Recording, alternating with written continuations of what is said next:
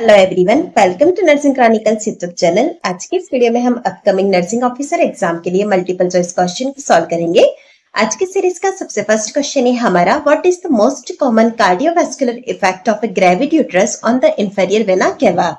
IVC यानी कि inferior vena केवा के ऊपर हमारा जो ग्रेविड यूट्रस है उसका मोस्ट कॉमन कार्डियोवास्कुलर इफेक्ट क्या होता है। Option A increased blood flow, option B compression and reduced venous return, option C no effect, option D increased risk of deep vein thrombosis.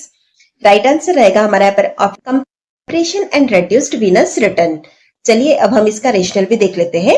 The gravid uterus compresses the inferior vena cava. जो हमारा uterus gravid uterus है वो क्या करता है, हमारी inferior vena केवा को कंप्रेस करता है। पर्टिकुलरली यह जो होता है सुपाइन पोजीशन के अंदर कंप्रेस करता है, जिसकी वजह से वेनस रिटर्न जो होता है वो रिड्यूस हो जाता है और पोटेंशियल हाइपरटेंशन का कंडीशन भी डेवलप हो सकता है। क्वेश्चन है हमारा, a patient is admitted with the head injury. Nurse identified that the client's urinary catheter is draining large amount of clear colorless urine. What does the nurse identify as the most likely cause?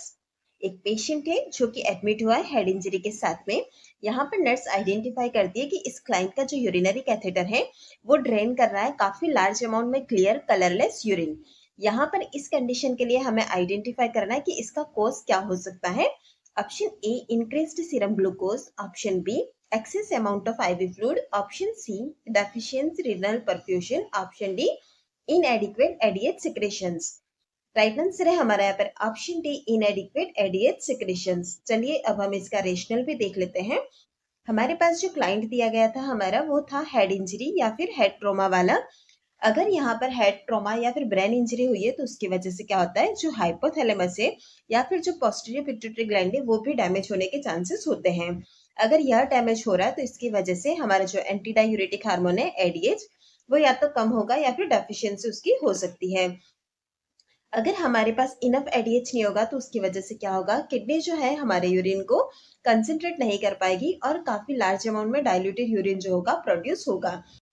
Question है हमारा, when a client is receiving dopamine and extravasation occurs, the nurse should be prepared to administer which of the following medication directly into the site. एक client है जो कि receive कर रहा है dopamine medicine को।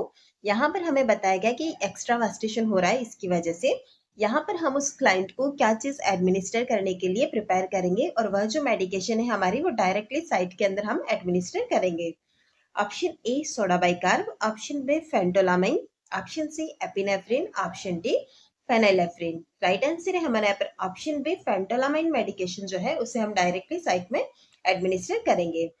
डोपामिन हमारा जो है वो एक वासोकॉन्स्ट्रिक्टर मेडिकेशन है, इसकी वजह से एक्स्ट्रावास्टेशन हो सकता है। अगर एक्स्ट्रावास्टेशन हो रहा है तो इसकी वजह से सीरियस कॉम्प्लिकेशन जैसे कि टिश्यू नेक्रोसिस जैसा कंडीशन भी डेवलप हो सकता है। इसके लिए हम एडमिनिस्टर करते हैं फेंटोलामिन मेडिसिन को। यह जो है एक कॉमन एंटीडोट के रूप में यूज में लिया जाता है to reverse the effect of extravasation of vasoconstrictors like dopamine. Dopamine जैसे जो वासोकॉन्स्ट्रिक्टर्स होती है उसके एक्स्ट्रावास्टेशन के इफेक्ट को रिवर्स करने के लिए हम फेंटोलामिन मेडिसिन को यूज में लेते हैं।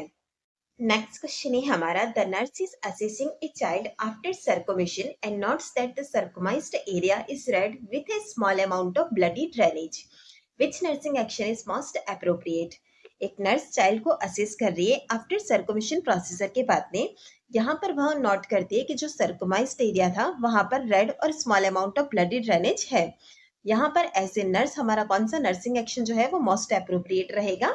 Option document the findings, option B apply gentle pressures, option C reinforce the dressing, option D contact the health care provider. Right answer है हमारे यहाँ पर option E document the findings. चलिए देख लेते हैं हम आफ्टर सर्कुमेशन जो होता है हमें कौन सी फाइंडिंग्स जो है वो एज ए नॉर्मल देखने को मिलती है। Redness, some redness around the site is normal in the first few days after circumcision as a part of the healing process. Circumcision process के बाद में क्या होता है कि हीलिंग प्रोसेस स्टार्ट हो जाता है तो कुछ फर्स्ट फ्यू डेज के अंदर क्या होता है, सम रेडनेस देखने को मिलती है अराउंड द साइट। इसके बाद ब्लडी ड्रेनेज की बात करते हैं। A small amount of bloody drainage especially in the initial stages can also be normal. This usually come from minor oozing from the surgical site. Surgical site में minor oozing की वजह से bloody drainage जो होता है वो देखने को मिलता है। कुछ स्मॉल अमाउंट में होता है यह और वो भी इनिशियल स्टेजेस के अंदर होता है जो कि नॉर्मल फाइंडिंग्स है। नेक्स्ट क्वेश्चन है हमारा, a nurse is interviewing a client who was diagnosed with SLE. Which common response to this disease can the nurse expect to exhibit? एक नर्स जो है क्लाइंट का इंटरव्यू ले रही है जिन्हें की एसएलई डायग्नोस हुआ था। एसएलई यानी कि सिस्टमिक लूपस इरिथमेटस। यहाँ पर हमें यह पूछा गया कि इस डिजीज का कौन सा ऐसा कॉमन रिस्पॉन्स है जो कि नर्स एक्सपेक्ट करेगी कि इस क्लाइंट के अंदर हमको देखने को मिलेगा। Option A, inflammation of small artery. Option B, muscle mass degeneration. Option C, firm skin fixed to tissues. Option D, butterfly facial rashes. Right answer है हमारे यहाँ पर option D, butterfly facial rashes. The butterfly rashes is one of the hallmark feature of systemic lupus erythematosus. SLE disease condition के अंदर जो butterfly rashes होती है वो hallmark feature के अंदर हम count करते हैं।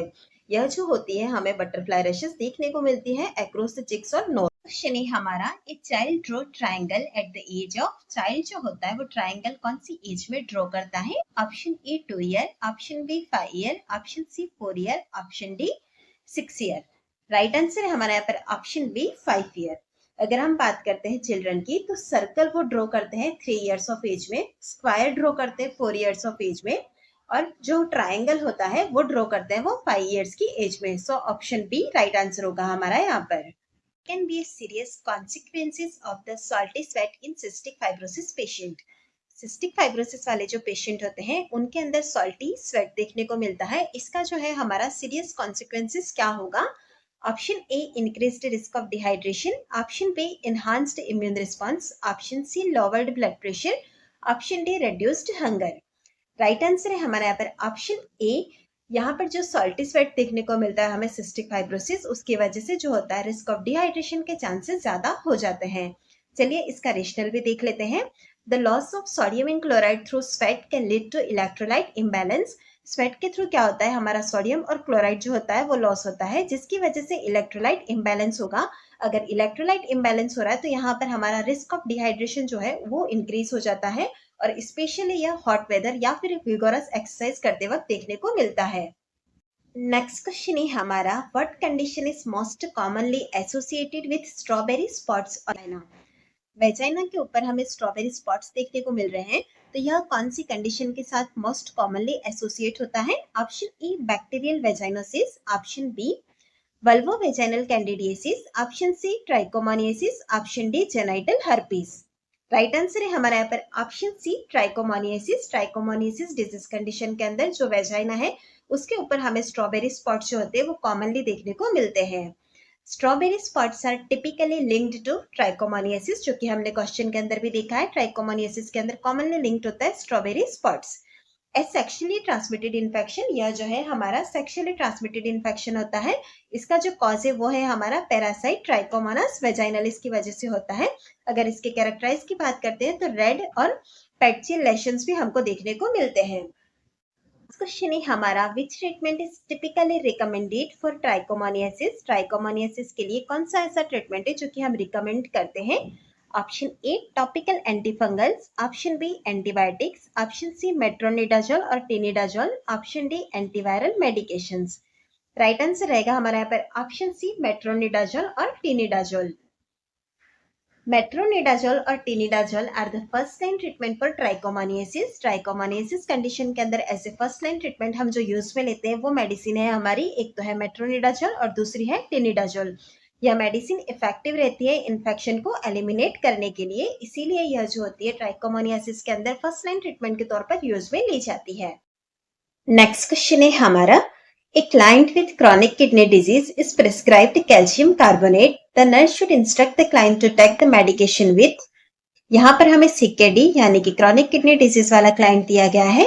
इस client को एडमिनिस्टर करनी है हमें कैल्शियम कार्बोनेट मेडिसिन को। अगर इसे प्रिस्क्राइब किया गया है तो हम उस client को क्या इंस्ट्रक्ट करेंगे कि यह मेडिसिन किसके साथ लेनी चाहिए?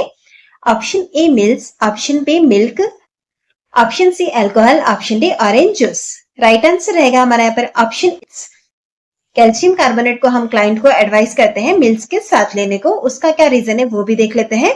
Taking calcium carbonate with food can help reduce potential gastrointestinal side effects. अगर हम बात करते हैं कैल्शियम कार्बोनेट की तो इसके साइड इफेक्ट के तौर पे हमें देखने को मिलता है अपसेट स्टमक और कॉन्स्टिपेशन। इस साइड इफेक्ट को कम करने के लिए हम जो होते हैं वो कैल्शियम कार्बोनेट को फूड के साथ एडवाइस करते हैं, जिसकी वजह से क्या होता है कि हमारे साइड इफेक्ट का रिस्क कम हो जाता है। यह साइड इफेक्ट का रिस्क इंक्रीज हो जाएगा अगर हमने यह मेडिसिन एम्प्टी स्टमक उस क्लाइंट को दी है तो।